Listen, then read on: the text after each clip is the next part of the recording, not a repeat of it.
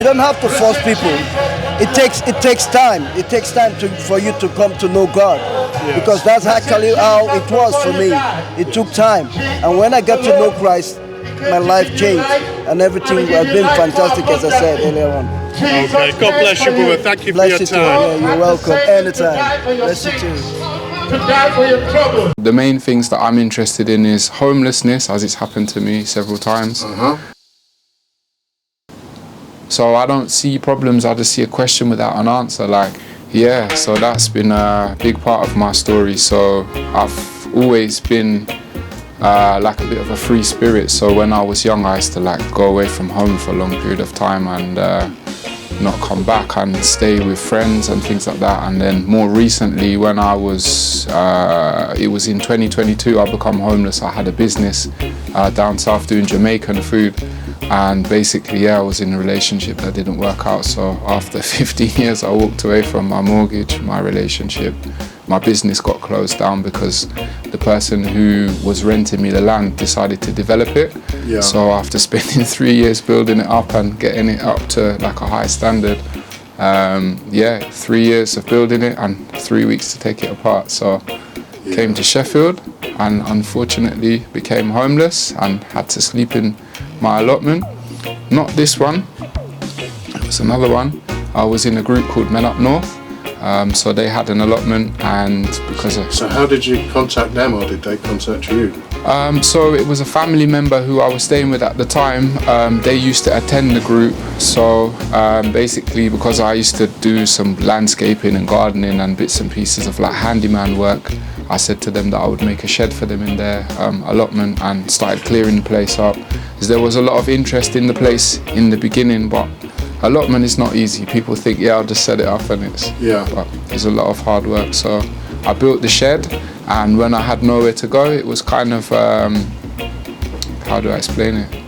It just aligned, it just made sense, do you get what I mean? So I was like, I don't have anywhere to go, there's somewhere to go, and let's go there. Thank the Lord, you got somewhere more permanent now, yeah? Yeah. So I got a place through the council. I've been in it for a year now, so it's been challenging. That was the first time, I was homeless when I left Brighton, and then I went to live in Bournemouth and I was homeless there because when I moved into the property, the landlord decided to sell it after 6 months. Yeah. So that's when I came to Sheffield. I was homeless then, and then I got a place in a multiple occupancy, like a HMO.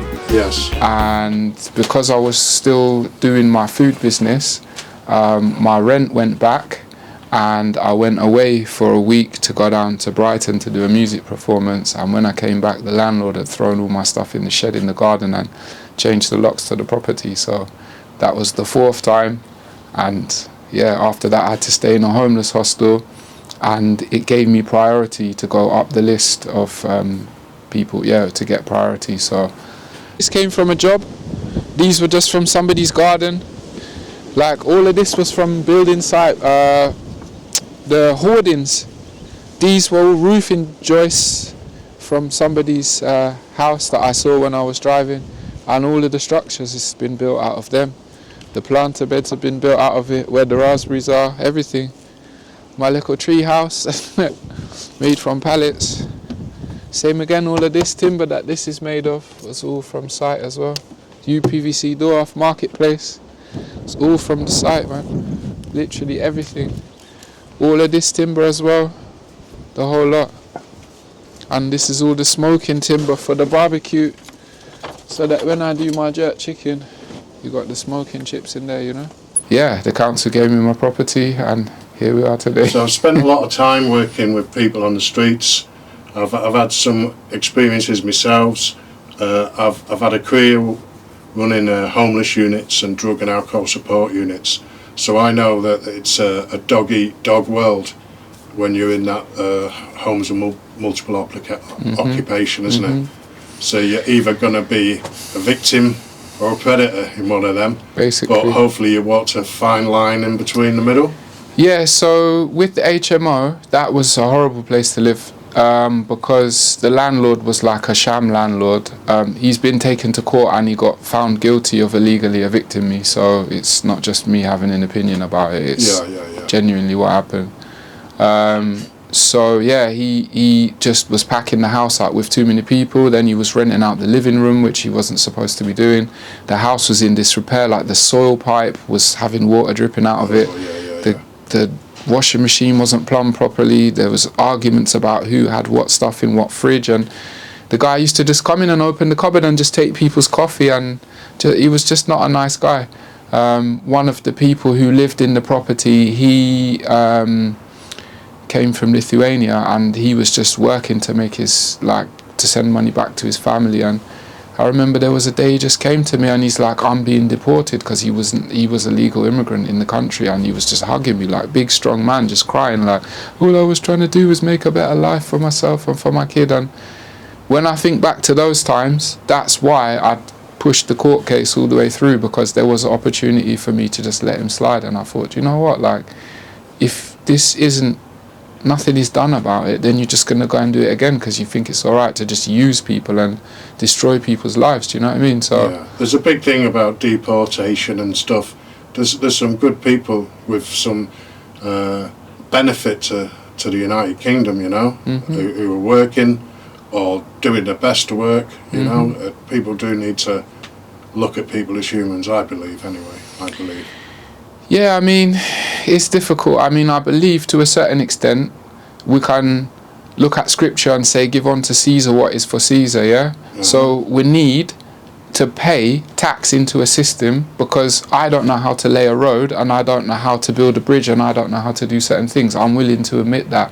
But I think the problem comes is, like, when you're paying road tax and you're driving over a pothole, and then you have to, your insurance goes up and this thing and that thing. So it's like, I think the righteousness in the system has been eroded over time, and it's like we see people with too much that don't want to share it, and we're suffering. So we're like, well, how is that going to work?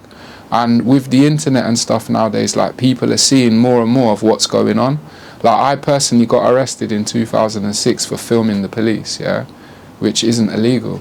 So it's like, I think we're in a time where everything is explosive, it's spreading very quickly, and we haven't caught up yet with it, if you get what I'm trying to say. Yeah. I mean, like, the powers that be have now realised that the truth's coming out. People are filming, everybody's a YouTuber, everyone's got a channel, everyone's got an opinion, and I don't believe that the police are going to be stopping people for filming. People are getting stopped for praying inappropriately in their eyes, but I believe that's a battle that as a Christian that will win anyway. You know, I believe you should be able to practice your faith no matter how fashionable or trendy it is. Have you had, direct question, you'd have to ask me, yeah? Because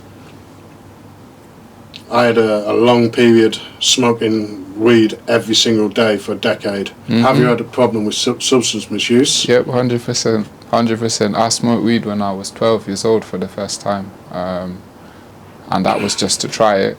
And then when I was 16, like I said, I used to run away from home because there was things going on at home.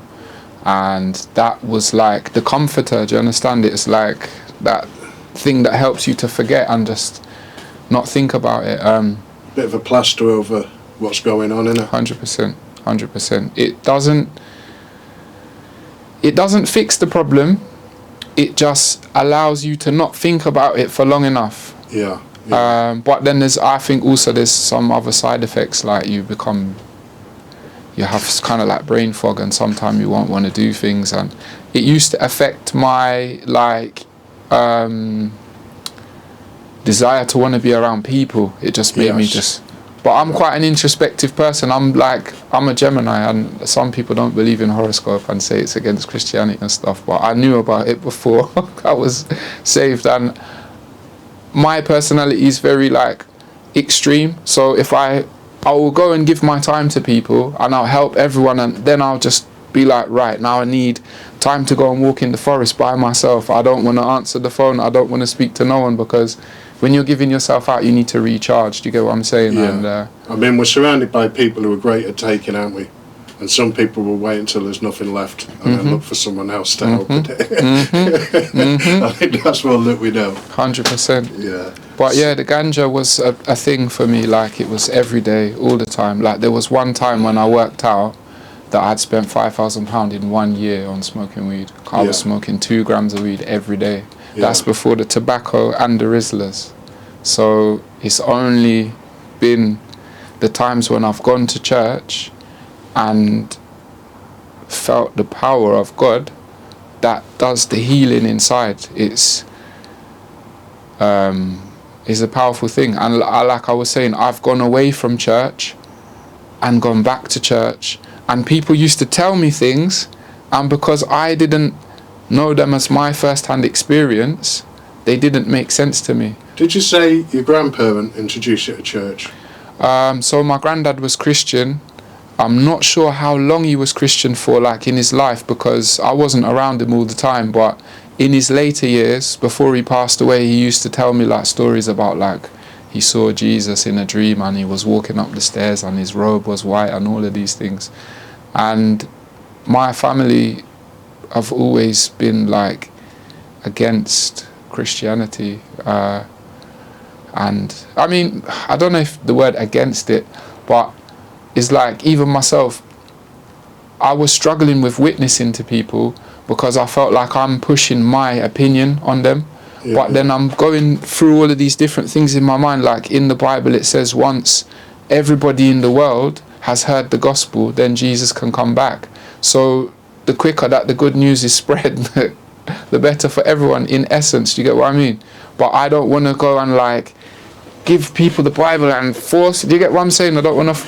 But at the same time, in church, they even say to us, like, if you had the cure for cancer, wouldn't you want to share it with people? Do you get what I'm saying? So yeah. I'm just trying to be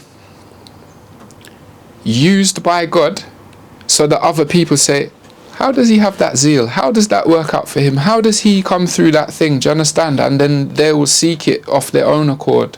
But when I do get the chance to witness, I will witness, and I go on outreach, and I try and do as much for God and be around godly people as often as possible, because I think that we had a picture of, like, Christians, especially the ones that tell other people, as very middle class, very well to do, very high up in society, got power and money, and the reality is everyone that Jesus spoke to, if you know his story, was the people without, you know, the people with leprosy. You know, I equate people with leprosy to the guys and girls that I see lying under cardboard boxes in towns, you know, because